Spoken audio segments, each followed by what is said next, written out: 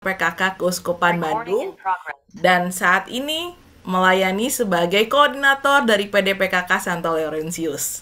Oke, kepada Ciuli dipersilahkan untuk memulai sesi malam hari ini. Silahkan. Oke, terima kasih Fani untuk perkenalannya. Shalom Bapak Ibu yang terkasih dalam Kristus. Apa kabar hari ini?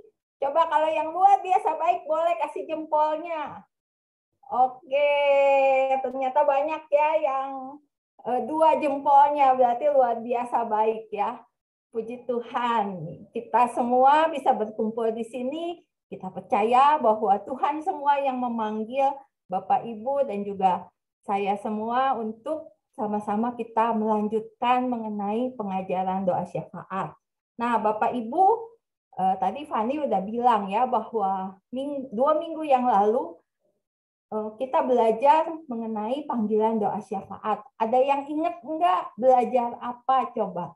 Oh, tapi sebelumnya saya tanya dulu, siapa yang minggu kemarin nggak datang? Coba, ada nggak yang nggak datang atau datang semua? Oh, ada 1 orang, ya Pak, nggak apa-apa. Ada lagi, oh ya, Ina nggak datang. Ya, nggak apa-apa, Tante Winda, ya nggak apa-apa, Tante. Ya, nanti kita ngulang sedikit ya. Tapi kebanyakan datang. Oke, kalau gitu kita nggak berlama-lama lagi, kita mau sama-sama melanjutkan pengajaran ini, tapi kita mau sebelumnya kita mau mengulang sedikit ya dari pelajaran minggu kemarin bahwa kita semua, Bapak Ibu semua dan juga saya yang sudah ada di tempat ini, kita semua ternyata dipanggil untuk menjadi pendoa syafaat. Ya, apa itu doa syafaat? Apa bedanya sih dengan doa permohonan yang biasa? Terus kenapa kita dipanggil sebagai pendoa syafaat? Karena itu adalah yang Tuhan mau untuk kita. Ya, doa syafaat adalah doa Yesus sendiri. Kita tahu Yesus banyak berdoa untuk orang-orang di sekitarnya. Ketika ia bekerja, ketika ia melayani, dia banyak berdoa. Nah, doa-doa Yesus itu adalah doa syafaat. Dan kita semua dipanggil untuk menjadi pendoa syafaat. Ya, nah malam hari ini kita mau melanjutkan apa sih doa syafaat? Bagaimana agar kita bisa berdoa syafaat dengan efektif? Maksudnya efektif di sini itu apa ya? Mungkin ada yang bingung ya. Di mana kita menjadi pendoa syafaat, di mana kita mendoakan orang lain, tapi doa kita bisa berhasil, bisa didengarkan oleh Tuhan. Apa dan bagaimana? Mari kita sama-sama. Mari kita sama-sama mau belajar, saya dan Bapak Ibu semua kita mau belajar bagaimana kita menjadi pendoa syafaat yang efektif. Bapak Ibu, minggu kemarin juga 2 minggu yang lalu Sis Novi udah bilang bahwa sebagai pendoa syafaat kita adalah pendoa perantara bagi Allah untuk orang lain. Jadi kalau ketika kita berdoa syafaat, kita menjadi pendoa syafaat, kita bukan hanya berdoa untuk diri kita sendiri, tetapi kita berdoa untuk orang lain dan kita menjadi jembatan untuk orang lain, orang yang kita doakan dan juga Allah. Ya, kita menjadi kaca pembesar. Kita menjadi lensa doa. Oleh karena itu, sebagai kalau kita jadi perantara, kita jadi lensanya doa, kita jadi penghubung antara orang yang kita doakan dan juga Allah. Oleh karena itu kita harus mempersiapkan diri kita. Benar nggak ya Bapak Ibu? Ya, benar. Oleh karena itu gimana sih caranya? Apa aja yang harus kita lakukan sebagai pendoa dan bagaimana caranya? Kita mau belajar malam ini bersama-sama, nanti juga akan saya beritahukan sedikit bagaimana langkah untuk berdoa syafaat secara efektif. Oke. Nah, Bapak Ibu, sebelum saya mulai, saya mau memberitahu bahwa semua pengajaran saya pada malam hari ini saya ambil dari buku ini. Ya, buku ini judulnya Pray Lifting Up Holy Hands. Jadi ini adalah satu buku yang doa syafaat, menadahkan tangan kepada Allah, yang dikarang oleh Brother Cyril John dari India. Ya, dia adalah koordinator pendoa syafaat di Karis. Ya, jadi ini semua saya ambil dari buku ini. Buku ini yang ada di layar itu bahasa Inggris, tapi ada bahasa Indonesianya ya. Yang ini kelihatan nggak ya? Sorry. Nah ini ya, ada bahasa Indonesianya. Dulu saya beli waktu saya mengikuti seminar doa syafaat di Surabaya. Nggak tahu sekarang BPN jualan atau enggak, nanti bisa ditanyakan ke BPK Bandung. Semua pengajarannya saya ambil dari sini, dan buku ini udah ada nih Hill of Start dan imprimaturnya. Ya, jadi ini memang bukunya memang buku secara Katolik doa syafaat ini. Nah, Bapak Ibu, kita mau masuk ya. Apa bedanya doa permohonan dan doa syafaat ya? Kemarin 2 minggu yang lalu Novi juga udah menjelaskan, ketika kita doa permohonan itu kita datang kepada Tuhan, kita punya wujud-wujud dan kita mohon ya, seperti itu ya. Bisa memohon untuk diri kita sendiri atau orang lain atau keluarga kita, sesama kita, itu adalah permohonan.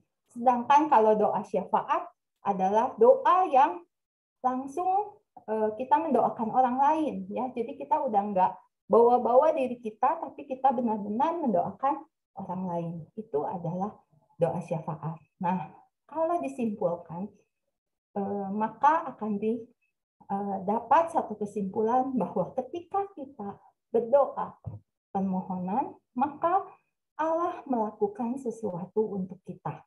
Ya, jadi kita tahu biasanya, Tuhan, saya mohon supaya saya sehat, atau kalau lagi sakit supaya saya sembuh, supaya saya hidupnya, keluarga saya bahagia gitu ya. Kalau kayak sekarang ini supaya terhindar dari COVID, seperti itu ya. Kita bawa wujud-wujud kita. Ya, jadi kita minta Allah untuk melakukan sesuatu untuk kita. Itu adalah doa permohonan. Kalau doa syafaat, ketika kita berdoa syafaat, mendoakan orang lain, maka kita Allah melakukan sesuatu melalui kita. Jadi kita adalah sebagai perantara, sebagai jembatan antara Allah dengan orang yang didoakan. Ya. Nah, contoh dari doa syafaat, kalau kita lihat di kitab suci itu adalah Yesus sendiri ya. Kalau kita lihat dari Yesus adalah ketika Yesus membangkitkan Lazarus dari mati. Ya, teman-teman tahu ya ceritanya, udah pasti saya nggak akan panjang lebar cerita, tapi teman-teman ingat nggak waktu ketika Lazarus, sebelum Lazarus meninggal, waktu itu sebenarnya Yesus sudah tahu bahwa Lazarus itu lagi sakit ya. Waktu itu Lazarus, Maria dan Marta mengirim orang memberitahukan kepada Tuhan Yesus bahwa Lazarus lagi sakit. Jadi minta tolong Tuhan cepat-cepat datang supaya Tuhan bisa menyembuhkan. Tapi Tuhan Yesus sendiri nggak datang. Dia berkata, ya biar aja, pokoknya di dalam sakitnya itu pasti Allah akan bekerja, dan itu semua untuk memperlihatkan kemuliaan Allah. Nah, ketika akhirnya setelah Yesus nggak datang 2 hari, akhirnya Lazarus meninggal. Ketika mendengar Lazarus meninggal, pada saat itu Yesus mendengar seperti itu, akhirnya ia memutuskan untuk balik, untuk datang menemui Marta dan Maria. Ketika dia datang, sesudah 4 hari, Marta dan Maria bilang, Tuhan, kalau kamu datang lebih cepat, mungkin Lazarus belum meninggal.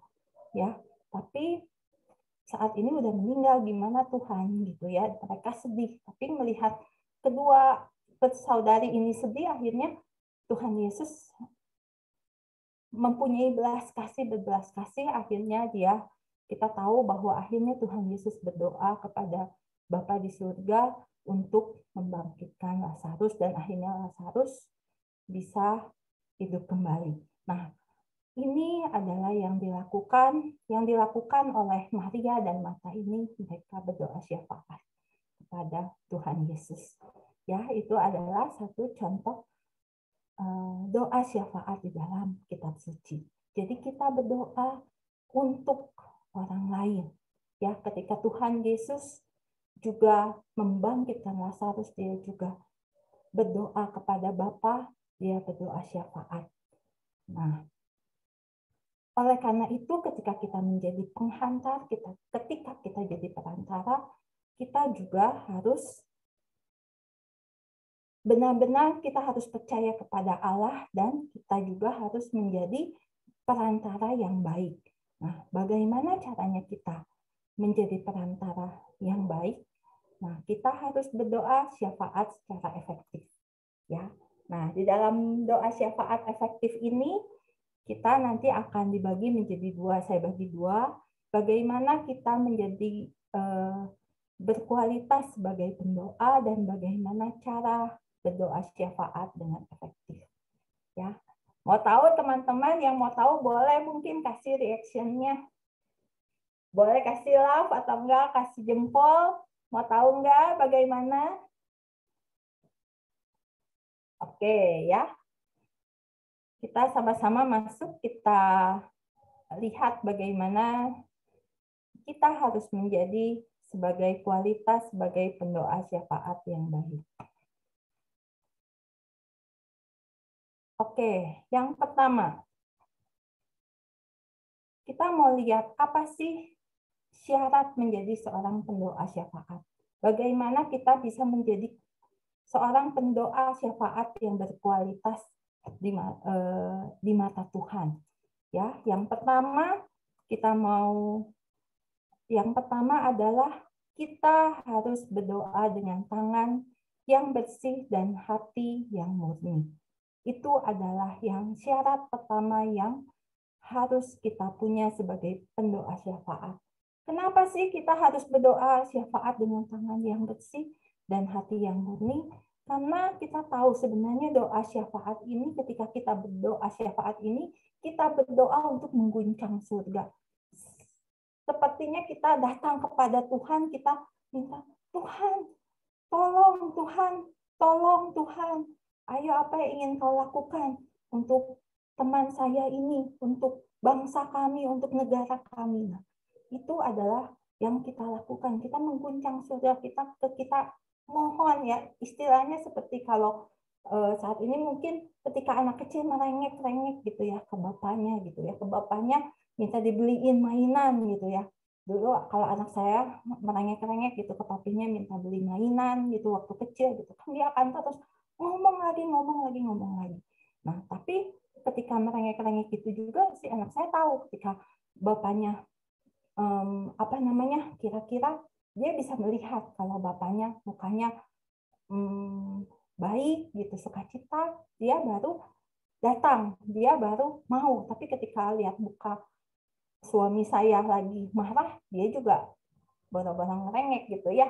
Dia juga diem dulu, paling cuma minta dibeliin gitu, tapi udah. Nah, seperti itu. Tapi dia akan terus meminta sampai dia dibelikan mainan itu. Nah, sama ketika kita berdoa syafaat juga, kita datang kepada Tuhan, kita minta Tuhan. Tapi kita juga harus tahu apa sih sebenarnya yang Tuhan mau.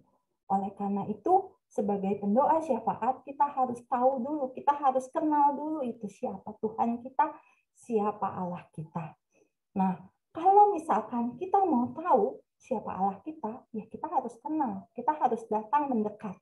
Ya, kalau kita nggak mendekat, kita nggak akan bisa tahu itu siapa Allah, apa yang ingin Allah lakukan. Allah itu seperti apa, itu kita nggak tahu. Maka oleh karena itu, sebagai seorang pendoa syafaat, kita harus datang mendekat kepada Allah dan kita tahu bahwa Allah itu kudus. Ya, Allah itu kudus, Allah itu suci. Oleh karena itu, pendoa syafaat harus bebas dari dosa berat.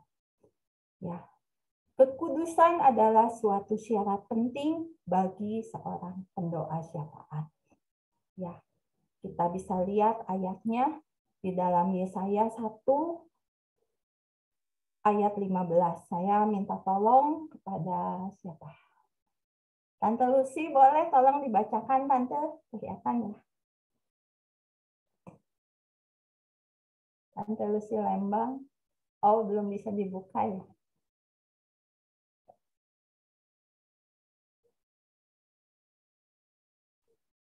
Bebas dari dosa berat. Apabila kamu menadahkan tanganmu untuk berdoa, aku akan memalingkan mukaku. Bahkan sekalipun kamu berkali-kali berdoa, aku tidak akan mendengarkannya, sebab tanganmu penuh dengan darah. Ya, terima kasih Tante. Ya, itu adalah syarat yang pertama. Kita harus bebas dari dosa berat. Ya, Bapak Ibu, mungkin kalau kemarin saya ikut waktu 2 minggu lalu ada pertanyaan, kenapa ya? Ada yang bertanya begini ya, kenapa ya kalau saya doa syafaat kok kayaknya serasa ada tembok gitu ya menghalangi. Nah, coba Bapak Ibu boleh ya merenungkan, siapa tahu gitu apakah ada yang menjadi penghalang antara kita dan Allah. Ya, dulu juga saya sama seperti itu. Ketika saya pertama menjadi seorang pendoa syafaat, saya ketika awal-awal berdoa saya merasa kok kayaknya ada yang ngalangin gitu ya, ada yang yang nggak bisa lepas gitu. Dan ternyata setelah saya belajar, ternyata yaitu yang menghalangi itu adalah salah satunya dosa kita, ya, dosa berat kita. Ya, oleh karena itu, kalau misalkan kita mempunyai dosa berat, ya kita harus melakukan pertobatan. Karena kekudusan itu adalah hal yang penting agar kita bisa mengetahui isi hati Allah. Karena ketika kita berdoa syafaat, kita mau berdoa sesuai dengan isi hati Tuhan. Itu adalah doa syafaat yang efektif. Ya. Nah, di sini di dalam Mazmur 24 ayat 3-4 dikatakan, siapakah yang boleh naik ke atas gunung Tuhan? Siapakah yang boleh berdiri di tempatnya yang kudus? Orang yang bersih tangannya dan murni hatinya, yang tidak menyerahkan dirinya kepada penipuan dan tidak bersumpah palsu.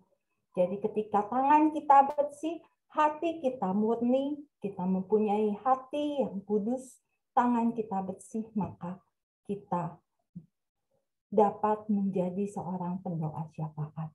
Jadi sebagai seorang pendoa syafaat, diperlukan pertobatan yang secara menyeluruh dan juga rekonsiliasi.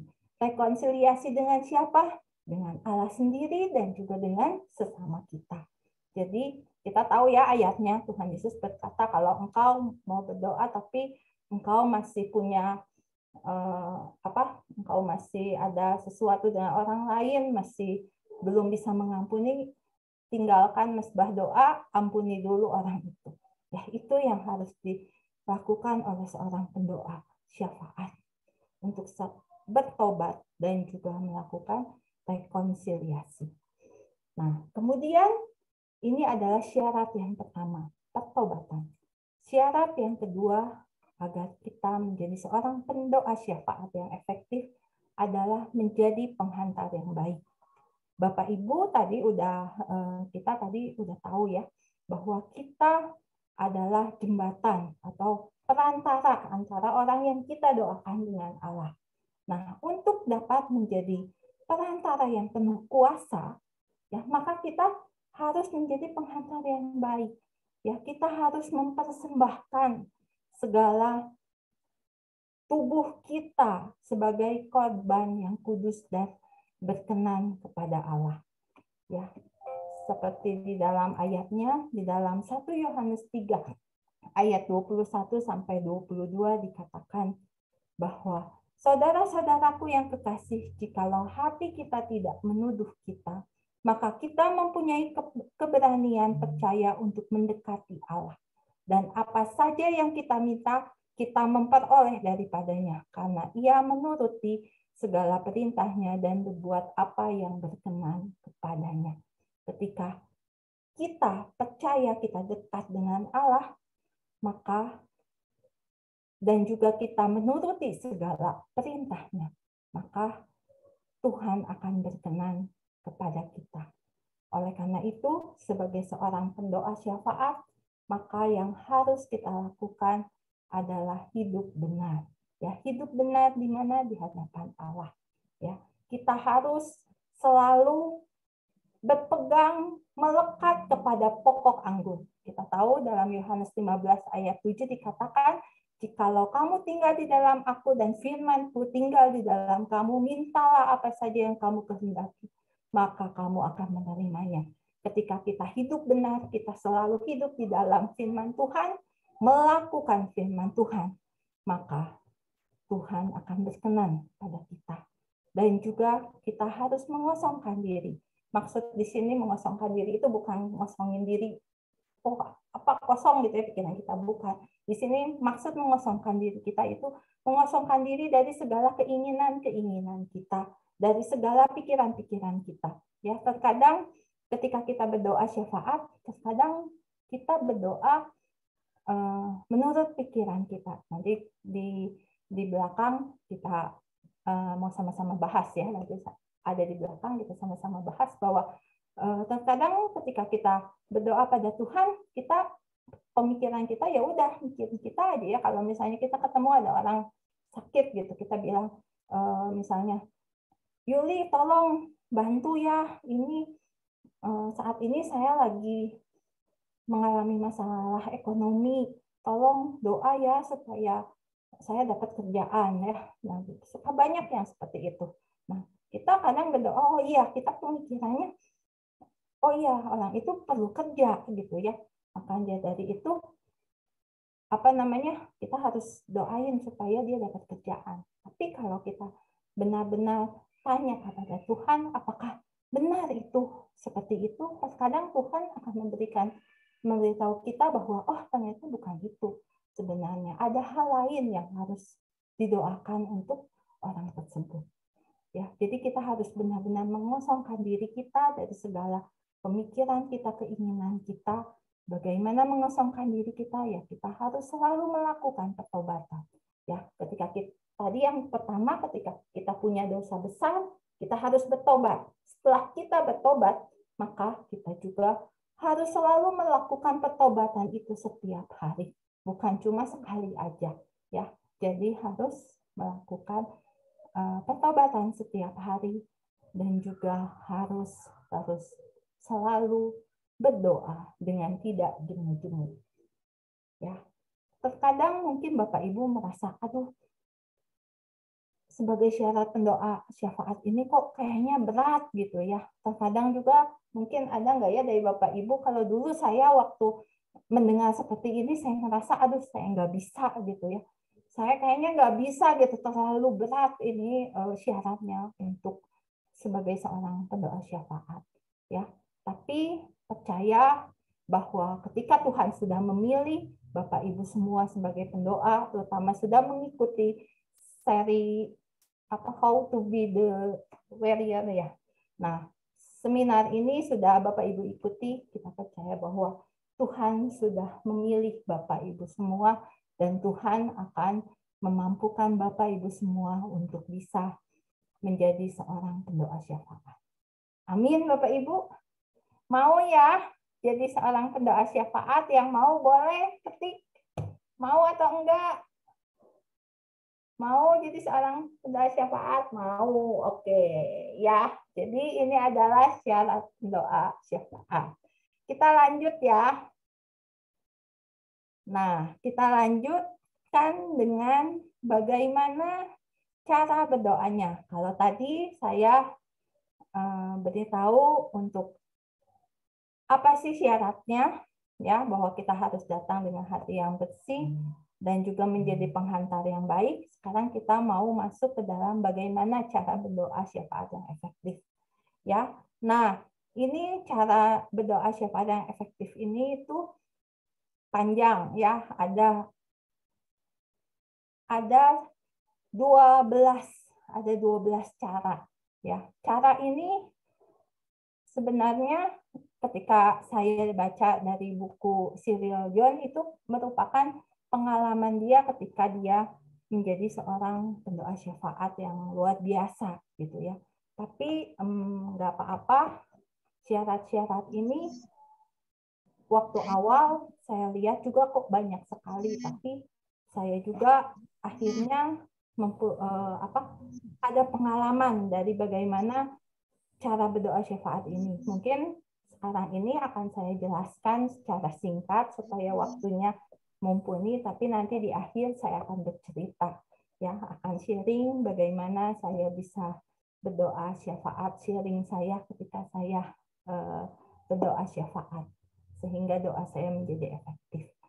Ya, nah, bagaimana cara berdoanya? Yang pertama adalah berdoa dengan dan dalam kuasa Roh Kudus. Ya, kita tahu di Roma 8 ayat 26 sampai 27 dikatakan sebenarnya terkadang kita juga sendiri nggak tahu gimana kita harus berdoa. Tapi Roh Kudus sendiri yang nanti akan memberitahukan kepada kita ya apa yang harus didoakan. Bagaimana kita berdoa kepada Allah. Nah, jadi peran Roh Kudus di dalam doa syafaat ini sungguh sangat penting. Ya. Nah, perannya gimana? Apa aja perannya? Nah, saya nggak akan bahas malam hari ini ya, karena ini nanti ada sesinya yang khusus 2 minggu lagi. Jadi Bapak dan Ibu jangan sampai ketinggalan. 2 minggu lagi harus datang, karena nanti di dalam sesi itu akan diceritakan gimana sih cara berdoa di dalam kuasa Roh Kudus. Bagaimana peran Roh Kudus di dalam doa syafaat. Ya, catat tanggalnya, jangan sampai ketinggalan 2 minggu lagi. Oke, yang kedua. Ya, yang kedua adalah berdoa sesuai dengan kehendak Allah. Ya. Di sini dikatakan, dan inilah keberanian percaya kita kepadanya, yaitu bahwa Ia mengabulkan doa kita jikalau kita meminta sesuatu kepadanya menurut kehendaknya. Jadi ketika kita berdoa syafaat, kita nggak asal berdoa. Kita tahu misalnya kita mendoakan orang. Orang ini perlu sesuatu gitu ya. Tapi kita berdoa bukan dengan kehendak kita. Kita harus tahu bagaimana kehendak Allah. Oleh karena itu, kalau kita mau tahu kehendak Allah, gimana sih caranya supaya tahu kehendak Allah gitu ya? Banyak yang tuh, gimana tahu caranya kehendak Allah ya? Mau nggak mau ya, kita harus duduk di hadapan Allah, harus menyediakan waktu hening di hadapan Allah, mendengarkan suara Allah. Ya, kita tahu di dalam Lukas 10 ayat 41-42 dikatakan, Tuhan Yesus berkata, mata-mata engkau khawatir dan menyusahkan diri dengan banyak perkara, tetapi hanya satu yang perlu.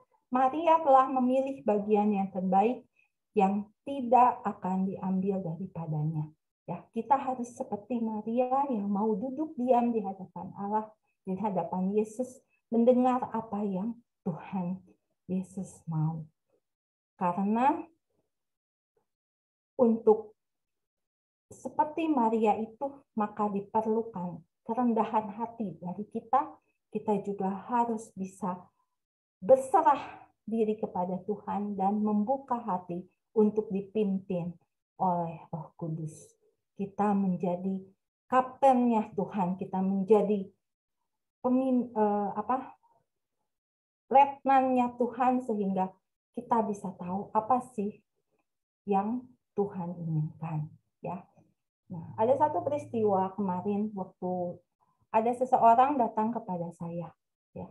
Dia datang waktu itu awalnya konseling kepada saya. Kemudian dia cerita bahwa keluarganya itu sedang mengalami kesulitan ekonomi. Ya. Suaminya, mohon maaf, ya kerjanya itu nggak punya kerjaan dan keterikatan sama judi gitu ya. Jadi dia konseling, gimana sih, aduh gimana ya hidup saya kok udah kayaknya susah amat gitu ya, anak-anaknya juga masih butuh biaya untuk sekolah.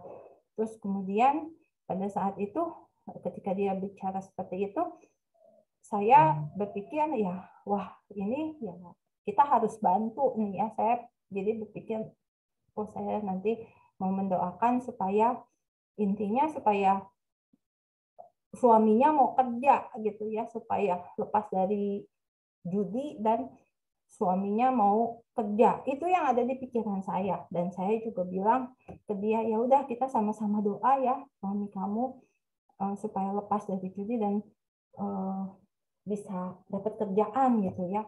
Gimana caranya cari kerjaan. Itu kan salah satunya kalau pemikiran kita seperti itu.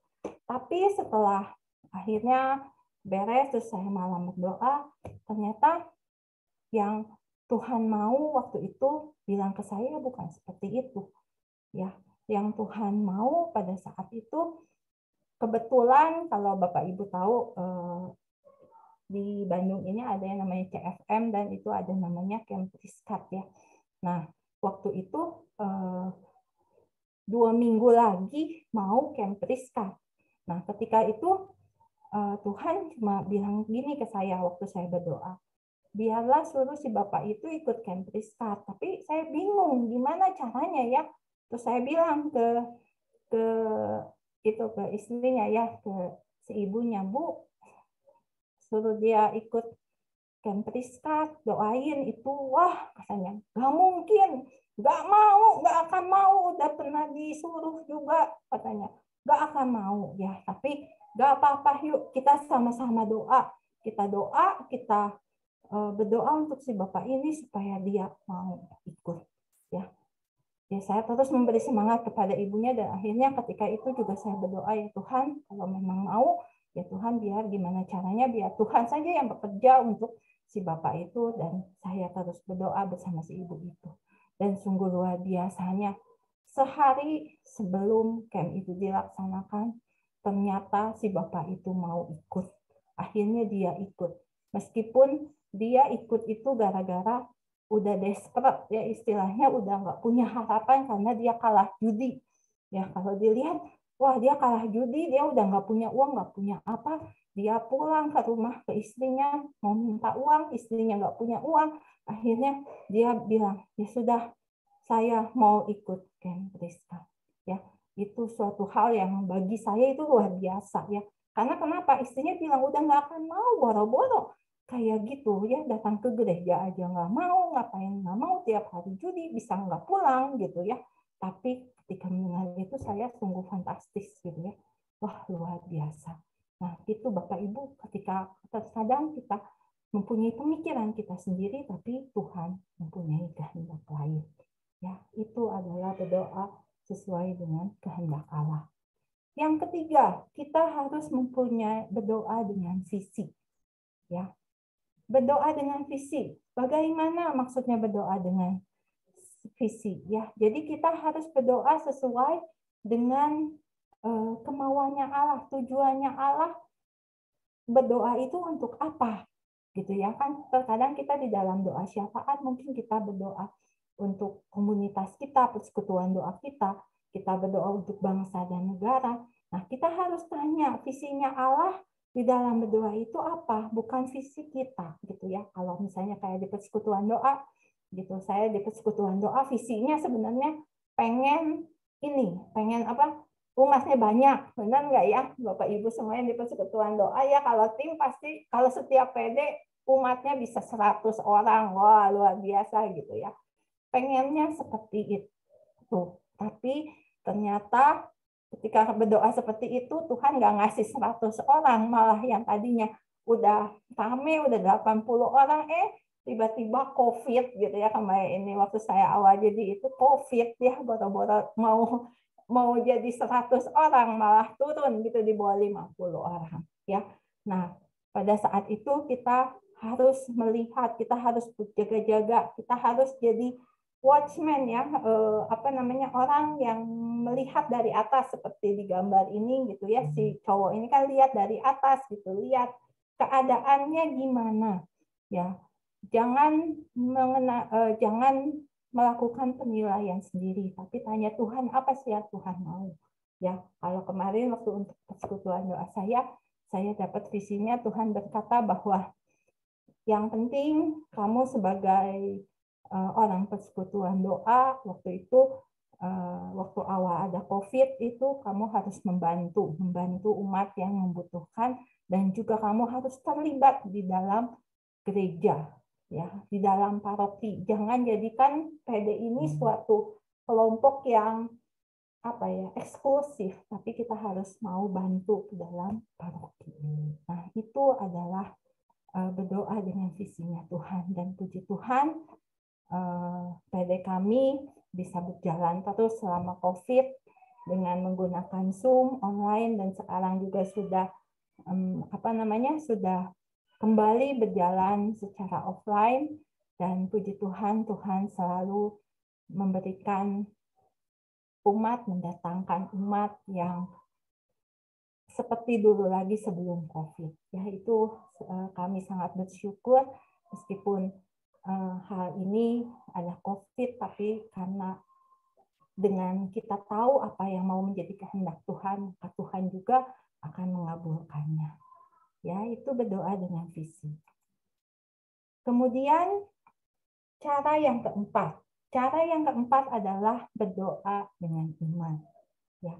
Karena itu aku berkata kepadamu, apa saja yang kamu minta dan doakan, percayalah bahwa kamu telah menerimanya, maka hal itu akan diberikan kepadamu. Ya, kita harus berdoa dengan iman yang kuat, kita harus berdoa dengan harus percaya. Ya, kita tahu ketika kita berdoa, terkadang iblis juga suka menggoda kita, gitu ya, membuat kita jadi nggak percaya, atau terkadang hati sendiri juga bimbang, gitu. Benar nggak ya apa yang saya doakan? Benar nggak ya Tuhan mau memberikan sesuatu? Nah, jangan sampai seperti itu, karena ketika kita tidak percaya, maka itu merupakan penghalang kita di dalam berdoa syafaat. Nah, berdoa dengan iman ini juga nanti akan dibahas di dalam pertemuan bulan depan ya. Nanti kan ada karisma, ada cerita tentang karisma. Nanti akan dibahas bagaimana kita bisa mempunyai karisma iman ya. Jangan ketinggalan. Oke, kita lanjut ya. Berdoa dengan cinta. Ya. Apa yang dimaksud dengan berdoa dengan cinta atau dengan kasih? Sebagai seorang pendoa syafaat, kalau kita mau berdoa, kalau kita mau mendoakan orang, kita harus mempunyai kasih. Ya, kita harus mempunyai kasih, kita harus dapat mencintai. Ya, Bapak Ibu, mungkin kalau kita berdoa untuk keluarga, untuk orang tua, anak-anak, suami, istri yang kita cintai, kita akan lebih mudah berdoa dibanding ketika kita berdoa untuk orang lain, ya, apalagi kalau berdoa untuk musuh kita gitu ya, kayaknya susah amat gitu ya, boro-boro gitu ya, mau ngedoain gitu ya, dengan namanya aja udah sebalnya setengah mati gitu. Nah, Bapak Ibu, oleh karena itu nggak boleh seperti itu seorang pendoa syafaat ya, meskipun kita sebel tapi balik lagi ya, kita harus tetap mengasihi, harus mendoakan musuh kita, karena Tuhan Yesus katakan bahwa kita juga harus mendoakan musuh-musuh kita ya. Jadi kita harus berdoa dengan cinta, kita harus mempunyai cinta. Ketika seseorang mempunyai cinta, maka dia akan terus berdoa. Seperti Nabi Yeremia ya, yang dia katakan bahwa inilah dalam 2 Makabe 14:15 dikatakan, inilah Yeremia Nabi Allah, orang yang mencintai sahabat-sahabatnya, yang banyak berdoa untuk rakyat dan kota suci. Terkadang kita di dalam berdoa syafaat nggak cuma berdoa untuk orang ya, tapi juga berdoa untuk bangsa, negara, keadaan sekitar kita, sekeliling kita, masyarakat kita. Kita harus mempunyai cinta terhadap mereka. Oleh karena itu penting bagi seorang pendoa syafaat harus bisa juga merasakan kasih Tuhan. Ketika kita sudah bisa merasakan kasih Tuhan, maka Tuhan kita juga bisa memberikan kasih itu kepada sesama. Itu adalah yang kelima, sorry.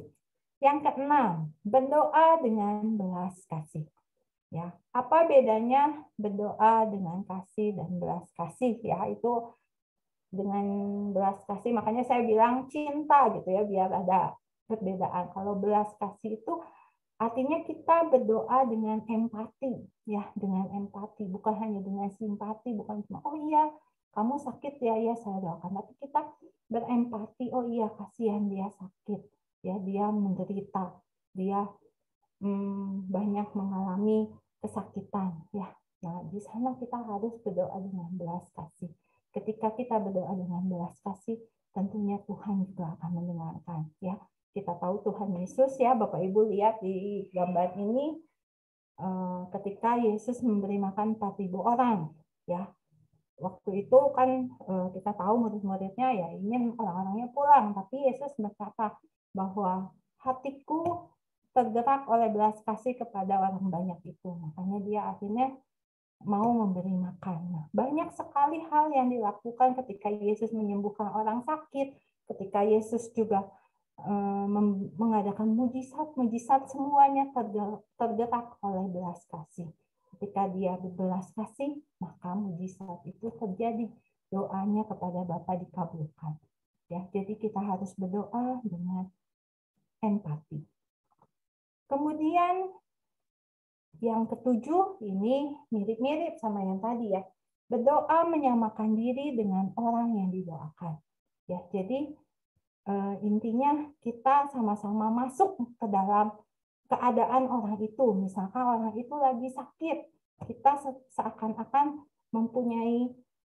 bisa merasakan bahwa aduh ya dia sakit, bagaimana ini ya kalau saya sepertinya sakit seperti ini, atau enggak mungkin ketika orang itu mengalami kesulitan ya, misalnya lagi ribut sama suaminya gitu, kita doakan mau cerai. Nah, gimana kalau situasinya seperti itu ya. Nah, kita harus bisa merasakan itu ya. Memang nggak gampang, oleh karena itu kita harus bisa, makanya Roh Kudus itu, peran Roh Kudus itu penting di dalam doa syafaat ya. Dengan kita bisa berjalan bersama Roh Kudus, kita bisa minta Roh Kudus bimbing, maka kita bisa merasakan, kita bisa berdoa menyamakan diri dengan orang yang didoakan. Seperti ini Nabi Nehemia yang digambar ya di dalam Nehemia 1-6. Waktu itu Nabi Nehemia ini dia mau membangun tembok Yerusalem ya. Sebenarnya dia nggak ada di Yerusalem, dia lagi kerja di Persia gitu ya. Tapi mendengar rakyatnya, dia orang Yahudi, rakyatnya mau membangun, dia tergerak hatinya untuk dengan belas kasih, dan akhirnya dia berdoa dengan menyamakan diri dengan teman-temannya, dengan orang-orang Yahudi lain yang ada di Yerusalem, sehingga doanya terkabul. Ya, itu yang ketujuh. Kemudian kita juga harus berdoa di dalam kesatuan. Ya. Ini ayatnya dari Matius 18:19, Bapak Ibu mungkin sudah tahu, jika dua orang yang daripadamu sepakat meminta, apapun juga permintaan mereka akan dikabulkan oleh Bapa. Jadi kita harus sepakat ya, kalau kita kan doa syafaat biasanya bareng-bareng gitu ya, sama orang komunitas ya, sama di komunitas kita, di PD kita gitu, tim doa semua doa syafaat bareng-bareng. Nah, kita harus punya satu hati. Jangan nanti oh yang satu saya mah doanya mau begini aja, yang lain saya mah enggak, saya mah begini aja, nggak bisa. Ya, ketika kita nggak punya satu hati di dalam tim, tujuan kita nggak sama, dan kita juga nggak punya kesatuan hati dengan Tuhan, maka kita tidak akan, doa syafaat kita tidak akan menjadi efektif. Ya, jadi kita harus benar-benar satu hati, kita harus punya satu kesatuan hati, kita baru datang dengan kerendahan hati, kita mau sama-sama berdoa untuk bangsa dan negara supaya bangsa kita aman ya. Kayak sekarang kita mau pemilu nanti ya, supaya bangsa kita aman. Kita satu hati, semua tujuannya sama ya. Minta Tuhan memberikan pemimpin yang terbaik. Nah, seperti itu. Itu adalah cara yang ke-8. Bagaimana kalau cuma Gak ada yang doa syafaatnya cuma duaan gitu ya. Kadang-kadang terkadang suka ada yang bertanya, Yuli kalau misalnya doa syafaat cuma duaan nggak apa-apa, ya nggak apa-apa gitu ya. Ketika di sini di firman-nya dikatakan bahwa ketika dua orang sepakat saja, maka Tuhan akan mengabulkan doanya. Ya, itu memang benar, dan saya mengalami hal ini. Saya melihat sendiri bahwa ada satu persekutuan doa kami di Bandung. Waktu itu persekutuan doa itu sudah sedikit, ya maksudnya sudah sedikit yang datang, tapi ada 2 orang, saya tahu ada 3 orang yang bersatu selalu berdoa syafaat dengan kesatuan hati, dan puji Tuhan sekarang PD-nya yang dulunya yang datang cuma 10, di bawah 10 orang, sekarang udah 20 orang lebih. Ya, puji Tuhan, tepuk tangan untuk Tuhan kita yang sungguh luar biasa. Ketika kita ada kesatuan, Tuhan akan mendengarkan. Kemudian berdoa dengan yang ke-9 adalah berdoa dengan beban rohani. Maksudnya apa berdoa dengan beban rohani ini? Ya, kita berdoa seakan-akan kita ikut menderita dengan orang yang kita doakan. Ya, ketika orang itu mungkin sedang mengalami kesusahan, kita itu mempunyai beban untuk selalu mendoakan dia. Bagaimana kalau saya juga seperti itu masuk, kemudian kita juga punya selalu beban, oh kalau nggak saya doakan kayaknya ada beban, ada sesuatu yang berat. Ya, itu yang harus kita lakukan. Ya, kalau ketika kita mempunyai beban rohani yang sama dengan orang yang kita doakan, maka mau nggak mau kita juga akan terus berdoa, terus berdoa, terus berdoa. Ya, kita akan merasakan sakitnya. Mungkin ketika orang itu sakit, kita akan merasakan sakitnya. Tapi ketika doa kita dikabulkan, maka kita akan merasakan sukacita yang luar biasa. Dan itu berguna bagi kita, berguna bagi pertumbuhan rohani kita. Ya, berdoa dengan beban rohani. Kemudian yang ke-10 adalah naikkan syukur dan pujilah Tuhan.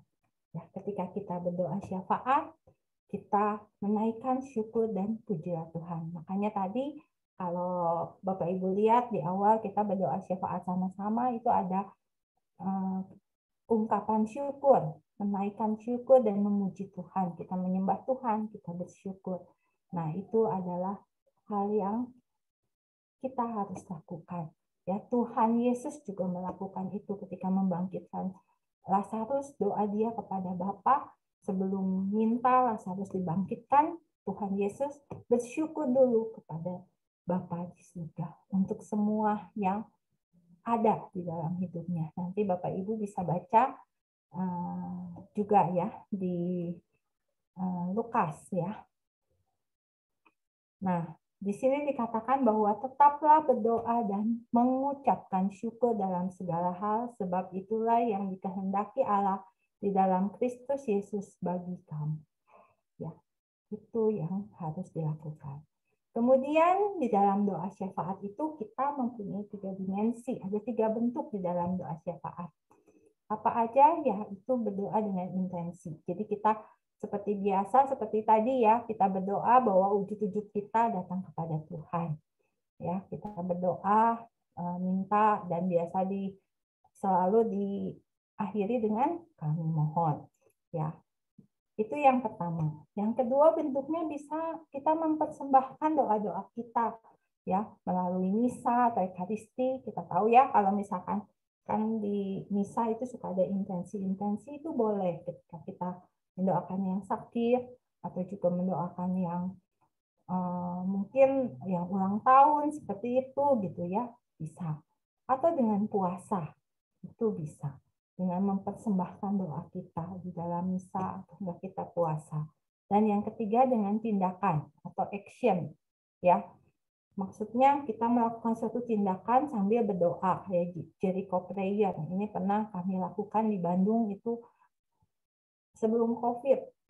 Kami melakukan Jericho Prayer, berdoa supaya di kota Bandung ini aman. Karena ada isu-isu bahwa kota Bandung ini bakal ada apa ya, ada bukan pemberontakan, yang mau ribut gitu ya, mau ribut gitu. Jadi udah banyak isu-isu yang menyebar. Akhirnya kami bersama Bro Krismanto waktu itu kami berdoa, bertanya sama Tuhan apa yang harus dilakukan. Tuhan kasih kita jadi co-player. Akhirnya kita semua melakukan keliling kota Bandung bersama-sama untuk berdoa. Ya, itu bisa dilakukan ketika kita berdoa syafaat. Kemudian yang ke-12 adalah berdoa dengan gigih. Maksudnya di sini berdoa gigih, terus aja berdoa, minta terus sampai doa kita terkabul, sampai Tuhan mengabulkan doa kita. Jangan pernah berhenti, jangan pernah, aduh udah bosen, kayaknya Tuhan nggak ngedengerin saya. Jangan seperti itu. Siapa tahu ketika kita berhenti, nggak taunya sebenarnya Tuhan mau ngabulin besok gitu ya, bisa aja. Oleh karena itu tetap mintalah maka akan diberikan kepada kamu, carilah maka kamu akan mendapatkan. Terus ketuk pintu hatinya Tuhan agar doa kita bisa terkabul. Ini adalah cara berdoa syafaat yang efektif. Ya. Begitu Bapak Ibu, semangat, masih semangat? Mau jadi pendoa-pendoanya Tuhan? Mau berdoa syafaat dengan efektif? Coba saya mau dengar suaranya, masih semangat nggak? Boleh dibuka? Oke, jempolnya aja ya. Oke, semangat ya. Ini adalah 12 cara kita berdoa syafaat.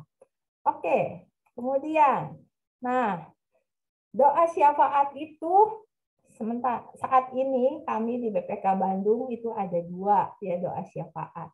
Doa syafaat itu ada doa syafaat tradisional atau yang biasa disebut dengan petition prayer ya. Jadi doa syafaat tradisional itu yang tadi seperti dilakukan kita sebelum mulai sesi pengajaran ini, kita sama-sama berdoa ya. Nah, itu doa syafaat tradisional ya. Kita nyanyi pujian, kemudian kita ada wujud, kita bacakan wujud. Nah, itu adalah doa syafaat tradisional. Dan ada doa syafaat profetik. Ya, baik doa syafaat tradisional dan doa syafaat profetik sama-sama perlu langkah-langkah tadi agar doa kita efektif, agar doa kita didengar Tuhan dan dikabulkan oleh Tuhan. Ya. Nah, malam hari ini saya akan memberikan langkah-langkah doa syafaat tradisional. Ya, kalau yang doa syafaat profetik nanti ada bagiannya sendiri ya di sesi selanjutnya. Jangan pernah tinggalkan ya Bapak Ibu. Nah, doa syafaat tradisional atau petition prayer ya, kita berdoa dengan membawa wujud-wujud kita kepada Tuhan. Wujudnya bisa apa aja ya, seperti tadi bangsa dan negara, untuk gereja, untuk komunitas kita, untuk kegiatan kita semuanya bisa. Nah, apa aja, bagaimana langkah-langkah berdoa syafaat tradisional ini ya. Nah, kalau kami di BPK Bandung ini seperti ini langkah-langkahnya. Pertama, kita buka dengan lagu dan doa pembuka ya. Kita doa pembuka, bilang kepada Tuhan kita mau berdoa. Yang kedua adalah dengan tobat. Tobat ini bisa kita nyanyikan ya, lagu-lagu tobat, ataupun kita doa tobat kayak tadi gitu ya. Saya mengaku seperti itu bisa, atau mau doa tobat dari Mazmur 51. Biasa kalau di persekutuan doa kami pakai Mazmur 51 itu juga bisa. Ya, kalau Bapak Ibu lihat tadi tobat ini kan ada ya cara berdoa efektif, kita harus lakukan pertobatan terus. Nah, ini yang dilakukan. Ya. Kemudian setelah tobat ya, kita masuk ke dalam syukur dan pujian. Kita bersyukur, kita ungkapkan syukur. Boleh dinyanyikan atau mungkin boleh secara bergiliran untuk mengucapkan syukur, itu boleh. Ya, boleh juga tambah satu lagu pujian kita memuji Tuhan, boleh. Setelah memuji Tuhan, kita masuk ke dalam penyembahan. Ya, kita datang pada Tuhan, kita dengan segala kerendahan hati kita datang menyembah Tuhan. Nah, Bapak Ibu tahu kalau kita setelah melakukan penyembahan, kita itu pasti biasanya ada saat hening, ya, saat hening. Nah, di sanalah kita benar-benar mendengar apa sih yang menjadi kehendak Allah. Ya, kehendak Allah. Tadi kan salah satu cara berdoa siapa yang efektif adalah sesuai dengan kehendak Allah. Nah, di sana kita bertanya apa yang kehendak Allah untuk doa syafaat yang kita lakukan. Bagaimana berdoanya untuk wujud-wujud yang kita bawa. Kemudian kita masuk dalam mendoakan wujud-wujud seperti tadi. Setelah beres mendoakan wujud-wujud, kita tutup dengan doa penutup. Kita berterima kasih kepada Tuhan untuk penyertaannya, dan juga setelah itu, setelah berterima kasih, kita boleh tutup dengan Bapa kami, salam Maria kemuliaan. Nah, ini adalah langkah-langkah berdoa syafaat tradisional, ya, nggak terlalu ribet atau gimana, ya seperti biasa. Saya yakin Bapak Ibu sudah tahu, ya, kebanyakan sudah tahu. Nah, Bapak Ibu, ini ya, sekarang saya mau sharing sedikit sebelum saya menutup sesi pengajaran ini sebentar. Nah, Bapak Ibu, ini adalah tim doa. Waktu kemarin saya melayani di Kemo Berkat. Beberapa orangnya juga ada di sini, ya. Tadi saya melihat ada orang-orangnya, ada Ina, ada Ci Inggri gitu ya. Kita sama-sama kemarin melayani yang namanya di Camp CFM, Camp Wanita Berhikmat. Ya. Nah, apa sih yang menarik dari camp yang baru saja diikuti camp ke-12 ya? Sepertinya biasa aja ini camp ya, kalau misalkan kita lihat ya biasa aja gitu ya, campnya ya berjalan biasa, pasti berjalan dengan lancar.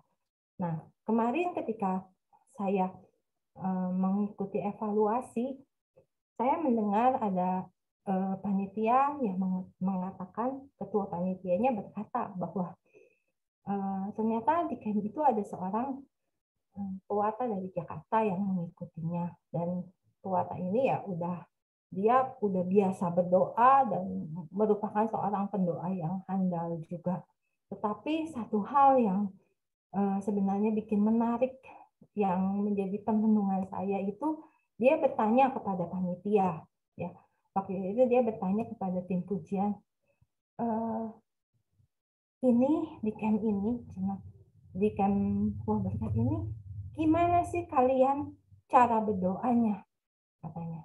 Terus udah gitu teman saya itu tanya, emang kenapa doanya? Ya nggak tahu gitu. Pokoknya yang dia merasakan bahwa yang tadinya dia datang karena dia memang udah senior ya, mungkin pemikirannya ini kayak apa sih, gue datang cuma mau ngedenger aja, tapi dia bisa tersentuh dan bisa setiap sesi yang dibawakan dia menangis. Jadi dia bertanya, gimana sih cara doanya? Ya, waktu awal-awal ditanya, ada yang nanya ke saya berkata ya doanya mah sama-sama aja seperti itu gitu ya. Dan semua orang juga mungkin di BPK lain gitu, di BPN di Jakarta apalagi ya sama aja seperti itu doanya, nggak ada yang something special, nggak ada gitu ya. Tapi ketika saya mempersiapkan pengajaran ini, akhirnya saya mengerti apa yang membuat perbedaannya. Yang membuat perbedaannya adalah yaitu yang langkah-langkah yang kami ambil di dalam kami mempersiapkan sebelum kami melayani di Kemo Berkat 12 ini. Sebelum kami melayani, memang kami semua seluruh panitia kami sama-sama misa, ya, misa, kemudian kami melakukan pertobatan, kami melakukan sakramen pengakuan dosa. Itu yang kami lakukan. Kemudian kami juga berusaha terus untuk hidup benar di hadapan Allah. Setiap hari kami berdoa dengan gigih. Ya, kami punya doa sepakat setiap hari, setiap jam 9, jam 10 malam, dan jam setengah 6 sore, kami semua selalu diingatkan oleh tim doa untuk selalu berdoa, datang kepada Tuhan berdoa. Ya, berdoanya bawa wujud-wujud seperti tadi gitu ya. Bawa wujud-wujud, tapi kami terus doakan. Dan kemudian kami juga berdoa syafaat bersama. Awalnya doa syafaat itu cuma ngomongin wujud-wujud aja, tapi terakhir kami memutuskan, panitia memutuskan bahwa yuk kita buka aja bagi setiap orang yang mau berdoa, doa aja. Akhirnya ketika itu setelah wujud-wujud kami panjatkan, kami doakan. Ya, terus kami tanyakan juga kepada Tuhan, apa sih yang menjadi kehendak Tuhan untuk camp berkat yang ke-12 ini gitu ya. Kalau kita berdoa biasanya ya untuk peserta supaya buka hati, untuk panitia supaya berjalan dengan lancar, tim acara berjalan dengan lancar, para konselor, para tim doa bisa berdoa dengan baik. Biasa itu semua selalu gitu. Tapi ada satu waktu kami tanya kepada Tuhan. Ketika kami tanya kepada Tuhan, Tuhan memberitahukan kepada kami bahwa doakan. Banyak sekali dari wanita-wanita yang ingin ikut camp ini yang mempunyai hati yang hancur, yang dikhianati oleh suaminya, oleh keluarganya, dan juga gara-gara masalah ekonomi dan lain sebagainya.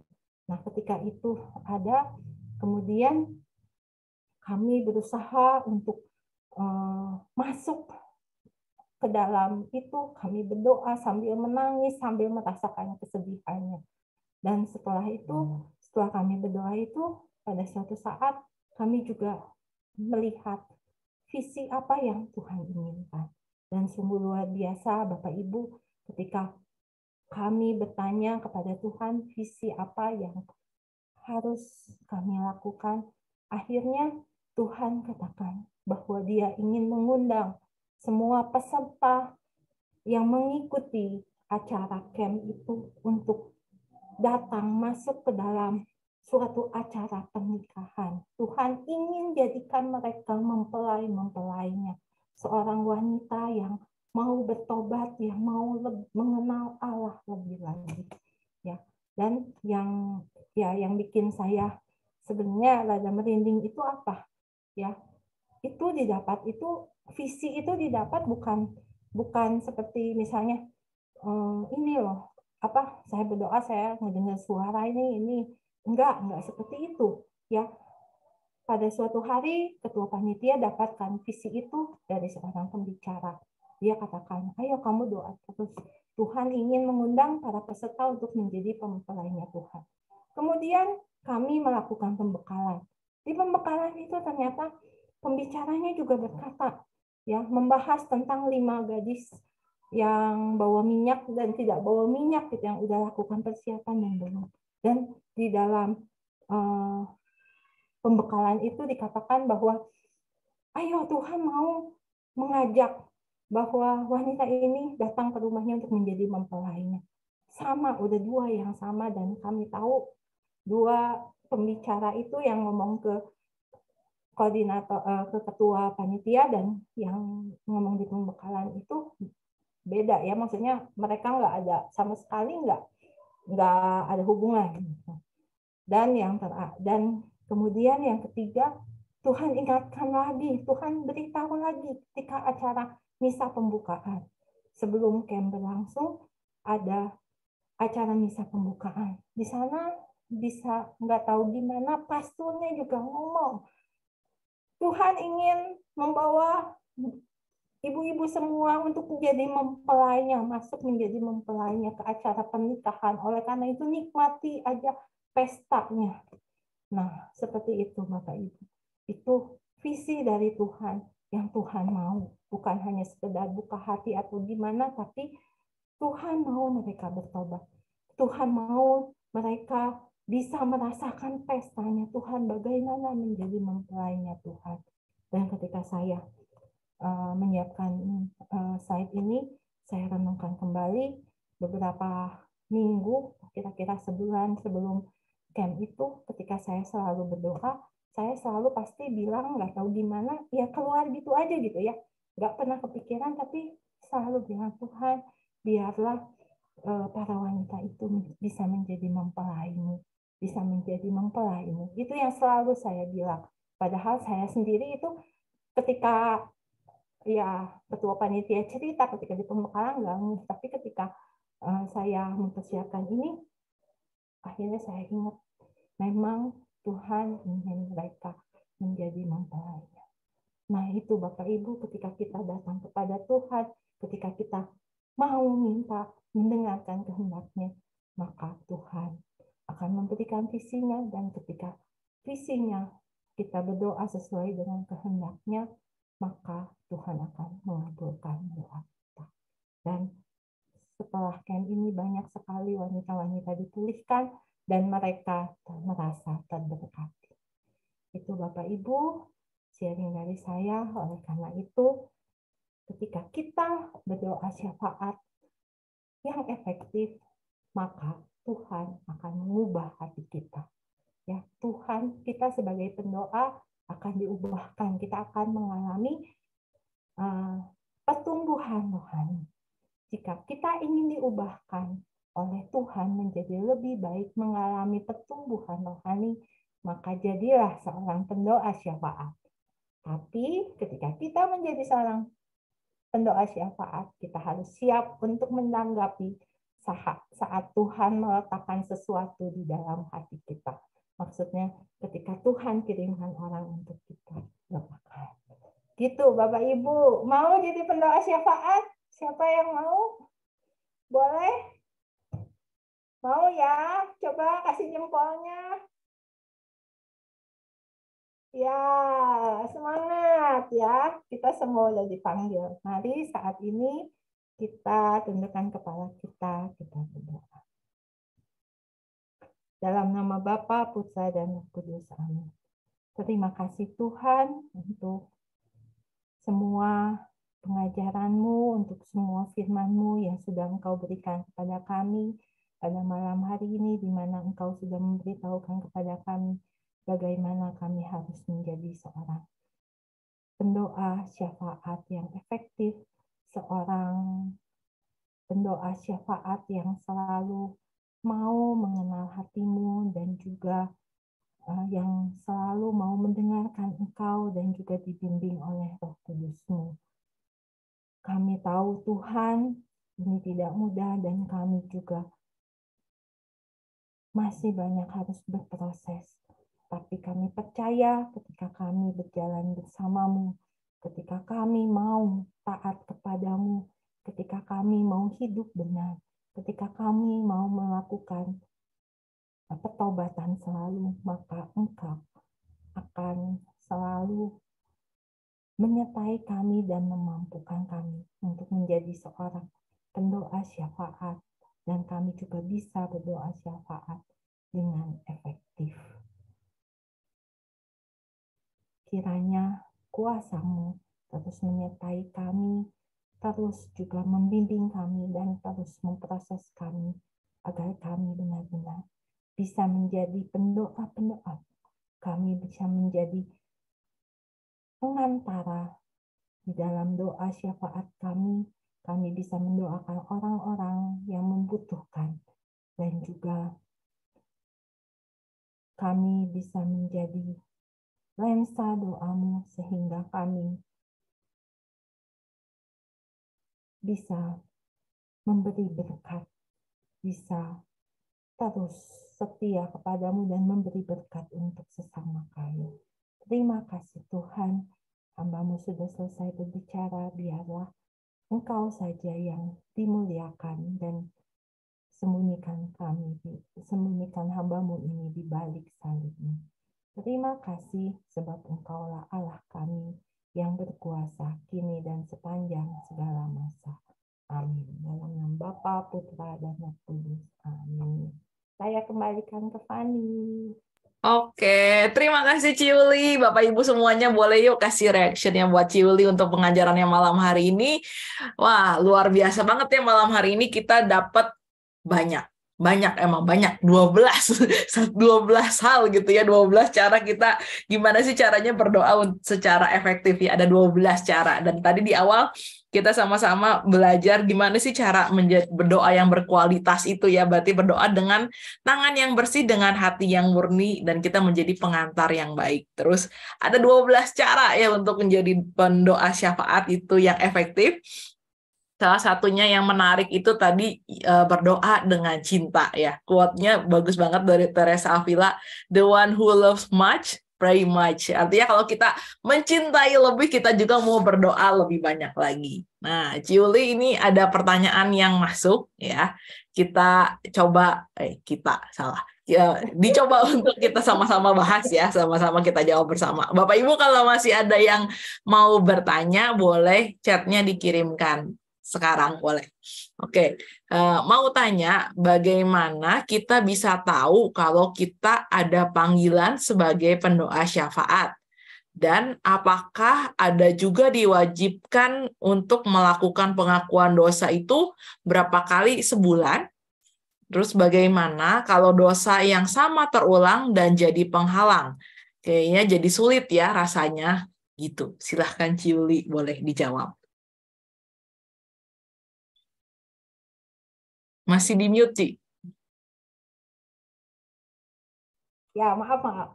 Gimana caranya kita mengetahui kita dipanggil menjadi pendoa syafaat? Gampang, Bapak Ibu. Bapak Ibu semua udah ikut seminar ini, artinya Bapak Ibu semua dipanggil untuk menjadi pendoa syafaat. Benar loh Bapak Ibu. Tuhan percaya, Tuhan memang memanggil. Kalau Tuhan nggak panggil Bapak Ibu untuk jadi pendoa syafaat, Tuhan nggak akan undang Bapak Ibu untuk mengikuti seminar ini. Saya percaya siapapun yang mengikuti seminar ini, mau dari awal, dari tengah, dari akhir, pokoknya yang mendengarkan itu Tuhan panggil untuk menjadi pendoa. Kenapa saya percaya begitu gitu ya? Karena saya sendiri juga sama halnya. Saya ingat ya, ketika awal pelayanan, pikiran saya mah nggak mau jadi pendoa, Bapak Ibu. Siapa saya nggak bisa doa. Mau ngomong aja susah, ya susah. Tapi saya senang menyanyi. Jadi saya akhirnya waktu awal pelayanan saya jadi singer, Bapak Ibu. Nggak taunya, Bapak Ibu, saya ingat di tahun 2016 saya diajak oleh Novi, Bapak Ibu Sis Novi yang kemarin bicara, saya diajak gitu. Yuli mau nggak ikutan ini seminar doa apa? Ya pokoknya bagus lah. Yang bawainnya dari luar negeri. Saya itu bukan gara-gara seminar doanya yang menarik, karena ini pengajarannya dibawain sama orang-orang dari luar negeri ya, sama Michelle Moran, kemudian sama Cyril John gitu. Jadi saya ya ikutlah, terus udah gitu kan pakai bahasa Inggris pula gitu ya, intercession apa sih nggak tahu gitu. Ya udah akhirnya saya ikut.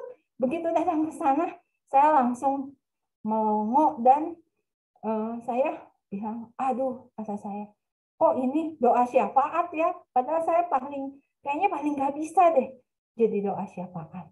Nah, jadi Bapak Ibu Tuhan sudah panggil. Nah, balik lagi pilihan Bapak Ibu. Apakah Bapak Ibu mau menanggapi panggilan Tuhan atau enggak? Ya, awalnya saya juga nggak mau menanggapi, tapi setelah saya benar-benar mengikuti sesi, saya membuka hati di seminar itu, sama seperti Bapak Ibu juga ikut seminar ini, akhirnya Tuhan panggil. Ya, memang akhirnya Tuhan panggil saya untuk menjadi pendoa syafaat. Nah, apakah perlu pengakuan dosa? Itu berapa lama sekali? Perlu banget Bapak Ibu. Ya, karena ketika kita berdosa, ketika kita kotor, kita nggak akan pernah bisa mengenal Tuhan, kita nggak akan bisa dekat dengan Tuhan. Ya, saya ingat di seminar itu awal saya datang, waktu itu seminarnya di Surabaya. Kalau ada orang Surabaya mungkin ada yang tahu ya, iCrash waktu itu. Saya juga bengong gitu ya. Hari pertama ketika sebelum mulai pengajaran yang dilakukan mereka apa? Ngaku dosa. Semua peserta waktu itu saya ingat nggak sedikit ya, ada 200 orang lebih, semua ngaku dosa sama pastor. Pastornya juga ada banyak. Nah itu wajib dilakukan, terutama kalau kita sudah melakukan dosa berat. Ya, kalau saya pribadi, saya selalu mengaku dosa sebulan sekali. Dan kalau gimana kalau misalnya kita melakukan dosa yang sama, jatuh terus dalam dosa yang sama, ya kita harus berusaha minta bantuan Roh Kudus, minta bantuan Tuhan untuk kita tidak jatuh ke dalam dosa yang sama. Sebenarnya kalau kita dekat dengan Tuhan, kalau kita peka terhadap Tuhan, sebelum kita melakukan dosa yang sama, Tuhan udah ngingetin.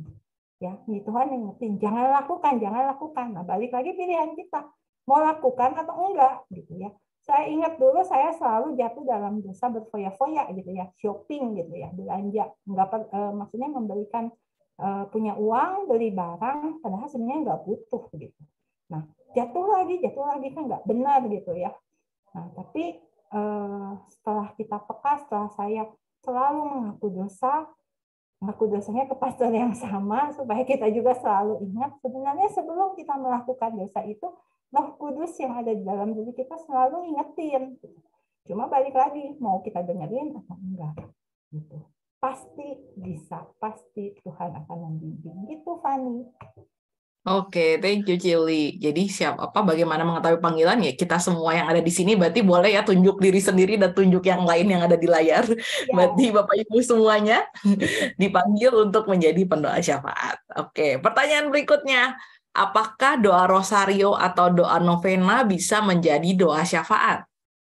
Bisa. Bisa Bapak Ibu ya kan. Itu kalau kita doa rosario atau novena 3 Salam Maria, itu adalah doa kepada Bunda Maria, dan kita tahu bahwa Bunda Maria adalah perantara doa kita. Ya, kan kita tahu bahwa di Katolik itu kita bukan berdoa kepada Bunda Maria, tapi melalui Bunda Maria kita berdoa kepada Yesus. Dengan perantaraan Bunda Maria itu kita berdoa kepada Yesus. Jadi itu bisa kita jadikan doa syafaat. Ya, doa syafaat bisa menggunakan rosario, kita berdoa wujudnya, kemudian kita berdoa rosario, berdoa novena 3 Salam Maria. Saat ini juga saya kebetulan lagi doa novena 3 Salam Maria buat anak saya ya yang mau ujian nanti seminggu ke depan gitu ya. Saya novena 3 Salam Maria, ataupun doa koronka ya. Doa koronka sebenarnya banyak sih sharingnya. Untuk doa koronka ini saya punya sharing banyak, tapi nggak bisa saya ceritain karena waktunya mepet ya. Ini juga udah panjang waktunya ya Fani ya. Maaf kalau kepanjangan. Ya nanti kalau nggak saya cerita nanti sampai jam 12 malam Bapak Ibu nggak ini ya, nggak tidur ya. Kayak doa koronka itu juga suatu doa syafaat ya. Santa Faustina itu dia menjadi perantara. Ya, kami di persekutuan doa kami ada doa koronka, dan itu luar biasa ceritanya. Kalau cerita tentang orang-orang yang kami doakan di doa koronka itu luar biasa. Banyak yang disembuhkan, banyak yang mengalami mujizat. Begitu, Fani. Oke, thank you, Ci. Bapak Ibu masih ada yang mau bertanya kah? Kalau ada yang mau bertanya, boleh sekarang juga. Kalau masih ada pertanyaan, masih ditunggu.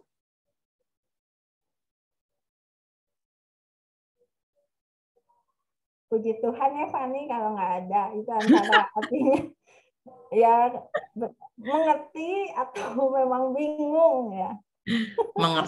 Mengerti sih harusnya. Mengerti, Ci. Nah, nggak cuma mengerti, harusnya bisa langsung dipraktekkan juga ya di dalam ya. Bapak Ibu untuk doa syafaat, kita di dalam berdoa syafaat untuk kita bisa menjadi seorang pendoa syafaat yang efektif itu ini ya, maksudnya nggak instan, perlu proses ya. Saya terpanggil untuk menjadi pendoa syafaat itu tadi saya bilang di tahun 2016 ya, 2016. Nah, saya baru ya benar-benar bisa merasakan kekuatan, baru bisa mengerti itu doa syafaat seperti apa. Saya bisa bertumbuh melalui doa syafaat sampai sekarang ini ya. Artinya sudah berjalan sekarang tahun 2000 23 ya, Van ya. Ya, artinya saya 7 tahun ya, 7-8 tahun gitu ya. Ini semua berproses, jadi nggak bisa instan, nggak langsung. Jadi nggak apa-apa, Bapak Ibu nggak usah takut jadi pendoa syafaat, kita jalani saja. Oke, satu lagi, Ci. Ya. Apakah yang memimpin doa syafaat itu harus yang agama Katolik? Misalkan ada dari gereja lain yang memimpinnya.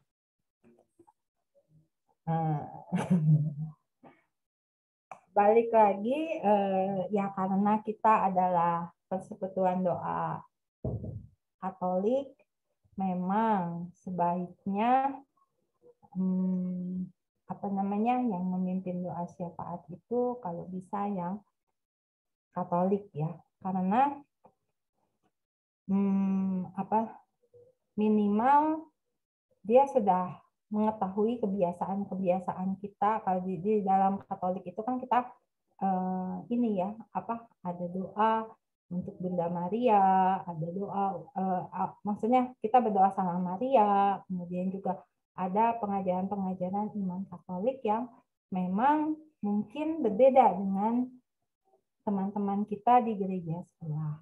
Tapi kalau misalkan ternyata orang yang memimpin itu, oh iya, memang dia terpanggil untuk menjadi Katolik, dan dia sudah belajar mengenai iman Katolik, sudah mengerti dan dapat menerimanya, dan mungkin dia mau ikut katekumen, dibaptis secara Katolik, ataupun ya pokoknya belajar Katolik gitu. Nah, itu beda permasalahan ya. Kalau kita udah tahu, oh ya dia memang mau menjadi Katolik, itu nggak apa-apa. Tapi kalau misalnya dia belum tahu mengenai iman Katolik, apalagi kalau yang belum bisa menerima cara-cara berdoa secara Katolik, itu sebaiknya jangan ya. Karena di persekutuan doa kami juga ada waktu itu ya, dia itu belum Katolik, dia bukan Katolik ya. Nah, kami tapi dia sudah menerima mengerti tentang Bunda Maria, mengerti apa mengenai ajaran-ajaran Katolik, tapi tetap kami juga menjaga untuk enggak memimpin doa syafaat. Tapi kalau misalnya dia berdoa, misalnya untuk doa sebelum PD, atau enggak dia kan selalu ikut doa syafaat ya, dia berdoa di dalam doa syafaat gitu, berdoa untuk wujud-wujud, itu enggak masalah. Tapi untuk memimpin sebaiknya ya kita lihat yang Katolik, ataupun kalaupun mau iya tapi sudah mau menjadi Katolik gitu. Oke. Sepertinya sudah tidak ada lagi pertanyaan, Ci. Terima kasih. Sekali lagi terima kasih banyak untuk pengajarannya malam hari ini. Luar biasa banget. Ada banyak hal yang kita sama-sama pelajari, dan tadi ya pesannya semoga itu bisa kita praktekkan, dan pastinya tadi ya bertahap ya, nggak instan ya, Ci ya. Bertahap Ya. Belajar sama-sama untuk menjadi pendoa syafaat. Terima kasih, Ciuli. Boleh kasih tepuk tangannya Bapak Ibu semuanya. Oke. Kita mau simak beberapa pengumuman untuk malam hari ini. Boleh minta tolong ditampilkan pengumumannya? Oke, Bapak Ibu yang ya, kita mau lanjutkan lagi di sesi berikutnya, sesi 2 tentang doa syafaat ini di Rabu tanggal 17 Mei oleh Bapak Vincentius Chandra dengan temanya peran karisma Roh Kudus dalam doa syafaat. Ya, tadi juga Ciuli udah sempat singgung sedikit ya tentang karisma Roh Kudus ya. Nanti di 2 minggu yang akan datang kita akan bahas lebih banyak lagi tentang karisma Roh Kudus. Jadi Bapak Ibu jangan sampai kelewatan juga di sesi berikutnya. Datang lagi dan kita akan tahu lebih banyak tentang peran karunia Roh Kudus dalam doa syafaat. Lalu untuk minggu depan akan ada doa syafaat profetik. Jadi mengundang untuk para pendoa, Bapak Ibu yang ada di Bandung, yuk datang sama-sama kita doa sama-sama doa syafaat profetik. Tempatnya di Bumi Sili Asih di ruang Yakobus lantai 2. Dimulai jam 18.30 sampai selesai ya. Diundang untuk semua Bapak Ibu yang ada di Bandung, yuk sama-sama kita berdoa syafaat. Oke, berikutnya. Ya, untuk Bapak Ibu yang malam hari ini merasa terberkati dengan pengajarannya, boleh memberikan persembahan kasihnya ke rekening BPKPKK Bandung BCA 77747588080 atas nama Timotius Theophilus atau Inggriani dengan menambahkan angka 8 di belakang jumlah transfernya. Ada di chat juga nomor rekeningnya, boleh di kopas, boleh juga di screenshot ya. Terima kasih untuk yang sudah memberikan persembahan kasihnya, itu sangat bermanfaat untuk kami, dan untuk yang masih mau memberikan kami sangat menunggu, dan sebelumnya kami ucapkan terima kasih. Demikian pengumumannya, selesai ya pengumumannya untuk hari ini. Terima kasih sekali lagi untuk Ciuli untuk pengajarannya malam hari ini, dan juga kepada Bapak Ibu semuanya untuk kehadirannya pada malam hari ini. Ditunggu kehadirannya di 2 minggu mendatang. Dan kita mau tutup malam hari ini kembali dengan doa ya. Boleh Ciuli untuk menutup dengan doa. Oke, Fani. Yuk kita sama-sama berdoa, kita tundukkan kepala untuk berdoa kepada Tuhan dalam nama Bapa, Putra, dan Roh Kudus. Amin. Ya Bapa di surga, sungguh kami bersyukur dan berterima kasih kalau pada malam hari ini kami sudah sama-sama belajar, dan juga kami sudah banyak mendapatkan firman dan juga pengajaran yang berasal daripadamu, bagaimana kami harus menjadi seorang pendoa syafaat, dan bagaimana kami cara berdoa syafaat ini sehingga doa syafaat kami bisa menjadi efektif. Kami percaya Tuhan, Engkau sendiri yang sudah memanggil kami semua dan sudah memberikan banyak pengajaran kepada kami. Engkau menginginkan kami untuk menjadi pendoa-pendoa syafaat-Mu. Kami tahu kami tidak mampu untuk berjalan sendiri. Tanpa Engkau kami bukan apa-apa dan bukan siapa-siapa. Oleh karena itu, biarlah setiap hari Engkau selalu mencurahkan Roh Kudus-Mu kepada kami. Biarlah Allah Roh Kudus yang akan selalu membimbing kami, yang akan selalu menyertai kami, yang akan selalu mengajar kami bagaimana kami harus berdoa, dan juga bagaimana kami harus menjadi seorang pendoa syafaat. Terima kasih Tuhan, bila sebentar kami juga akan kembali ke dalam keluarga kami juga akan beristirahat pada malam hari. Biarlah kiranya kami bisa terus menjadi berkat bagi keluarga kami, dan juga kami bisa beristirahat dengan baik pada malam hari ini, sehingga di esok hari kami bisa bangun kembali untuk terus memuliakan nama-Mu.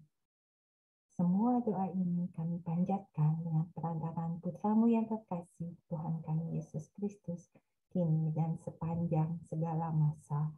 Amin. Kemuliaan kepada Bapa, Putra, dan Roh Kudus, seperti pada permulaan, sekarang, selalu, dan sepanjang segala abad. Amin. Dalam nama Bapa, Putra, dan Roh Kudus. Amin. Terima kasih Ciuli, terima kasih semuanya Bapak Ibu. Selamat malam, sampai ketemu lagi 2 minggu mendatang. Dan untuk yang di Bandung, sampai ketemu